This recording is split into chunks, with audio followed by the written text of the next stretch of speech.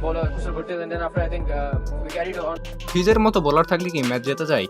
Match হেরে সংবাদ মাধ্যমে এসে নেপালের ক্যাপ্টেন পাউডেল একই বললেন মুস্তাফিজকে নিয়ে। দর্শক, বিস্তারিত জানতে ভিডিওটি না টেনে শুরু থেকে শেষ পর্যন্ত দেখতে থাকুন।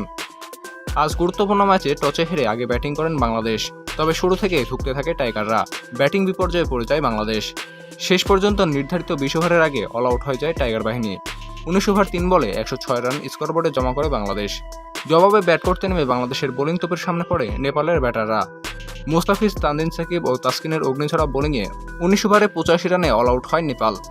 ফলে 22 রানের জয় নিয়ে শেষ দল হিসেবে সুপার 8 নিশ্চিত করে বাংলাদেশ। 106 রানের টার্গেটে ব্যাট করতে নেমে বাংলাদেশের বোলিং তোপে 85 রানে অল আউট হয় নেপাল। বাংলাদেশের হয়ে 4 ওভার বল করে 7 রান দিয়ে 4 উইকেট নেন তানজিম সাকিব। ম্যাচ সেরা পুরস্কার ওঠে তার হাতে। 4 ওভার বল করে 7 রান দিয়ে 3 উইকেট নেন মুস্তাফিজ। 2 ওভার বল করে 9 রান দিয়ে 2 উইকেট নেন সাকিব। 4 ওভার বোলিং করে 29 রান দিয়ে 1 উইকেট নেন তাসকিন। ম্যাচ ছেড়ে বাংলাদেশি বোলারদের প্রশংসা করেছেন নেপালের অধিনায়ক রোহিত পাউডেল। তিনি বলেন, আমরা বোলিং ইউনিট হিসেবে খুব ভালো করেছি, তবে ব্যাটিং ইউনিট হিসেবে আমাদের আরও ভালো করা উচিত ছিল। বিশেষ করে টপ অর্ডার ব্যাটসম্যানদের আমাদের আরও দৃঢ়ভাবে ব্যাটিং করা উচিত ছিল। বাংলাদেশ নতুন বলে খুব ভালো বোলিং করেছে এবং আমাদের চাপের সামনে ফেলে দিয়েছে।